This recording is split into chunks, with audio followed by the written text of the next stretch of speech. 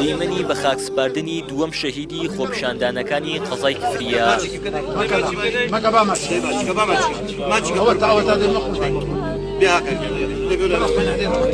برای بچووکی شەهیدەکە هاتووە و دەڵێت توخوا بابەر لە خاکسپاردنی ماچێکی بکەم.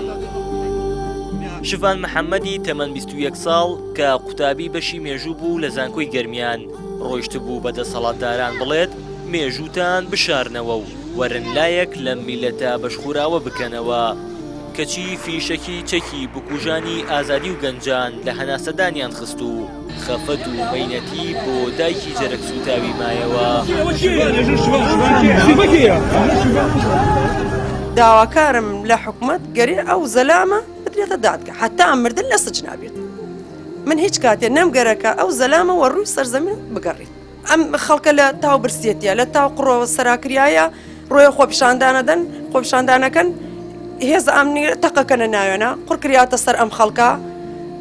حکومەت هیچ کاتێ هیچ نێکنێ بۆ گەنجان قڕکریاتە سەر گەنجا پارەنیە لە گیرفانیانە ئیشیانیە بۆ تەقەکەنە ناو خەڵکە.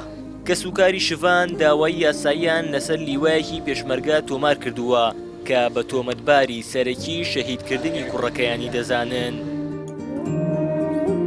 وتمانە ڕێن شەم رابچەکەم لەوبەری تر بە جادە ڕئیسەکەی هاتینە تاکو ئێرە هێزێک ئەمنی نزگەی 4-5 سیارە دەبوونەکە زیاتر کەمتر نازانم هاتن لە بەرامبەر ئەتفاقەیە ویستیان دەسرەش گولیان کرد لە ناومانە ئێمەش ڕاماگر خۆمان کرد ناو کۆڵانە کە خۆمان کرد ناو کۆڵانە تەقەکان نەما تر تەقە نەما هەمان هاتن تا ئێرە دەسرەشە گولێ تریان کرد لە ناومانە و ئەلێریا براگەم پێوە بوو خۆمش بریندار بووم خۆمش ئەلەوەیە بریندار بووم دای لە باڵم. دیارە ئێمەش شاری کفری شۆک و شارەکانی تر خەڵک بۆ مەبەستی چاکسازی بۆ مەبەستی ئەوەی کە بێموچەیە لە شوێنەکانە خەڵک چون توێژەکان خۆپیشاندان و کۆمەڵ ناڕازایان دەربڕی کوڕێکیان یەکێکیانم شەهید بوو ئەو کەیتریشیان بریندار بوو. ئێمە دادگا کێسەکەمان لە دادگایە دادگاش ئەوە سکاڵامان کردو کاڵین ئەو هێزە با دەستنیشانی تەقەکەرەکان بکە زان کێ تەقەی لە خۆپیشاندان کردووە و ئەو کەیسە لە دادگایە دادگا خۆی سەروەرەتر ئەبێ خۆی لێکۆڵینەوە لەو کەیسە بکە.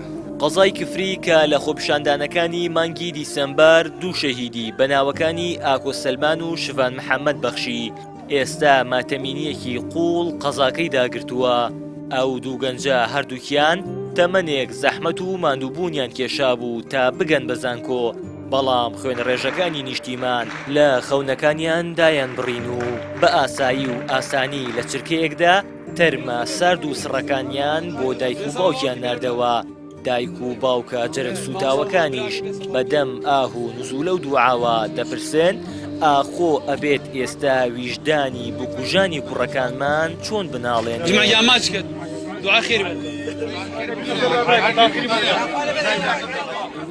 هاوار محەممەد کەناڵی ئاسمانی پەیام قەزای کفری.